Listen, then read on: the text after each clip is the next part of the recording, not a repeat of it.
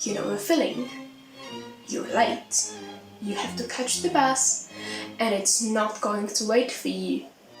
You run to your closet, and you realize you have nothing to wear. Hi, this is Connie, and this is Dressing Yourself 101. I know that dressing yourself sounds like a toddler's game, but bear with me. Let's re-examine that. You would call it putting together an outfit.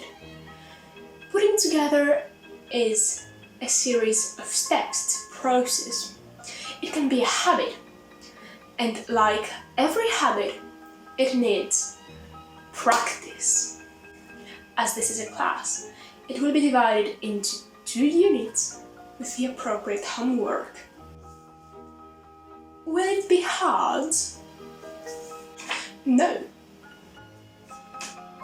Will it be necessary? Yes. Unit 1. Common mistakes. The most common mistake that you can do is not knowing how to shop. It sounds weird, but it can be true. I did not know how to shop myself for the best part of many years, so you're not alone in this. If you have successfully graduated middle school, you could recognize that you were one of those 2 types. You were either shopping or you were either shopping. Both types meant well, but there was not a lot of thought behind them. You have to think before you go shopping, or otherwise you will be stuck with one of those 2 options. A. You have every statement piece that there is. Those cow print pants are radical. That striped shirt is fire. That yellow denim jacket with purple stars all over, it is so hot. But put all of those together and you end up with the Sims NPC.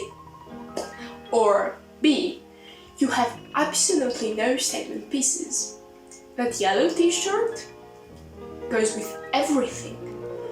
Those blue light wash jeans, they are so safe. And that black hoodie, it's so comfortable, but put all of these together and once again, you have a Sims NPC. This is not to say that you cannot follow a minimalist or a maximalist aesthetic. The key component to all of this is knowing what you're doing. Your second common mistake is following blindly what the Instagram girls are wearing. There are many videos that debunk those Instagram outfits, showing how if you walked around in them, you would look like you put on the most random things possible. But let's examine a very simple example. The classic oversized shirt and jeans combo. It looks great for Instagram, because if you walked around in this, you would look like that. And that is giving, walk up in a man's house, put on his shirt and left. And is it worth it for an Instagram photo? The answer is no. Definitely no. So, how do we fix this? Unit 2. How do we fix this? In order to fix this, you need to be absolutely honest with yourself. You're going to sit down and think and realize that you're going to dress for your body. And when I say your body, I do not mean your body type or your background or how to fit into trends. When I say your body, I mean your body. And you're going to make a list of the following things and, better yet, write them down. 1. What do you like about yourself? It can be something very trivial. It can be your wrists or your collarbones. Once you realize that, you're going to think how you are going to emphasize that in the clothes that you are wearing. For example, if you like how your legs look in form-fitting pants, why limit yourself in floor-length skirts? If you like how your waist looks in baggy pants, why buy skinny jeans, you know?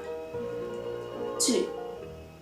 What kind of clothes make you feel less like yourself?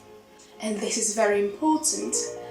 No matter what your mom or your boyfriend or your new best friend says, if you do not feel like yourself in this, there is no need to wear it. For example, I cannot wear a certain type of sweatshirts. I think that the neckline makes my neck look weird and nobody else can see it. But I do not feel confident in these. That's why I have stopped wearing them. A friend of mine cannot wear puff sleeves for the life of her. She says things like an almond night.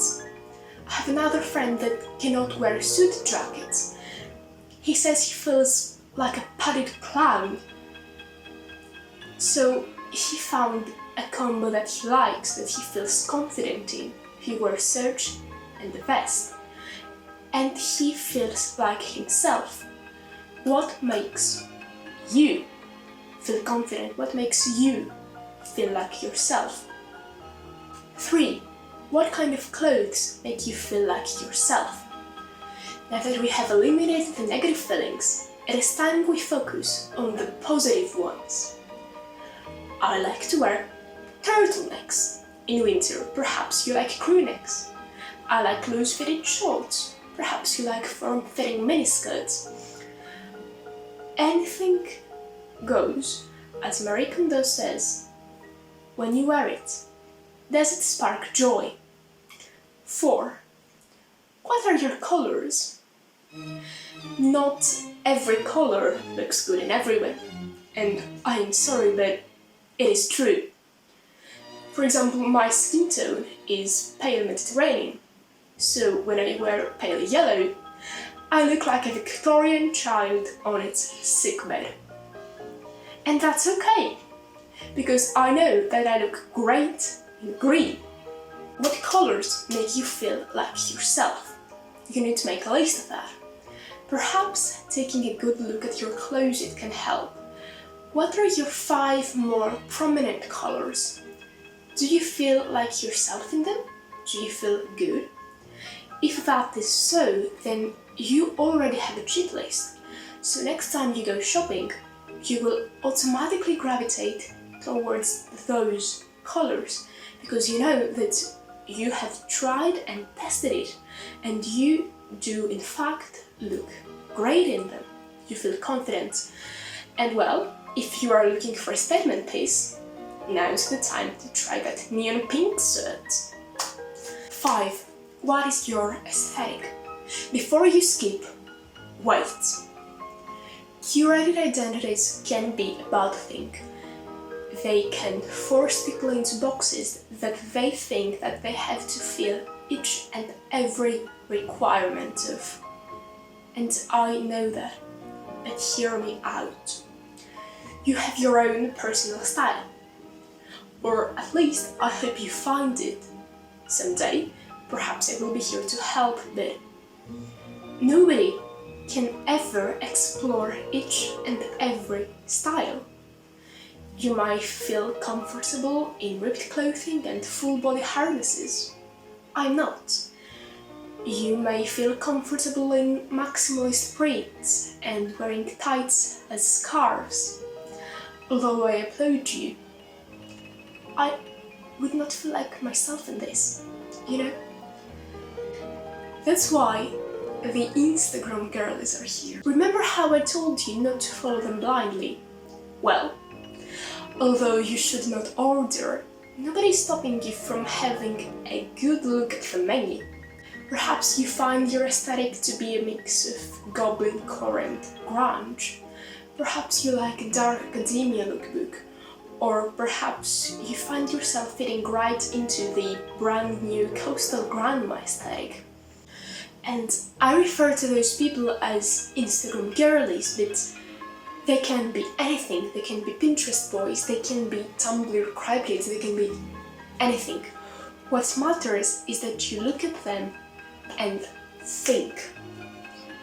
You should not have the middle school approach of, oh, this looks good in them. Why does it look good on them? Perhaps you like the way that it makes their hands pop, or perhaps they put two colors together that you could never see working, or perhaps they used some prints that you could never think that you could wear, or they have a cool hat, or perhaps the rings look hot.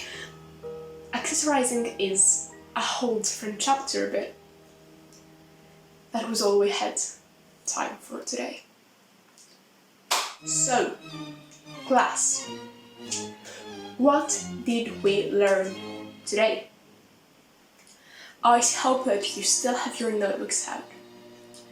We learned two things. One, you must not follow the middle school approach when shopping. You must think. You should not buy clothes that tie your hands together. Well, unless you're into that. Two, you should not blindly follow the Instagram girlies. If they all jumped off a cliff, would you jump too? And now, please take pen and paper out. It is time for your homework. Please take out pen and paper and answer the following. 1. What do you like about yourself? What would you like to emphasize? 2. What kind of clothes make you feel less like yourself? 3. What kind of clothes make you feel just like yourself? 4. What are your colors? And 5. What is your aesthetic? Now, if you have successfully answered all of these, I can guarantee that you'll get an A+ in this class. Unfortunately, that was all we had time for today. I will see you very soon. That was Connie, signing off.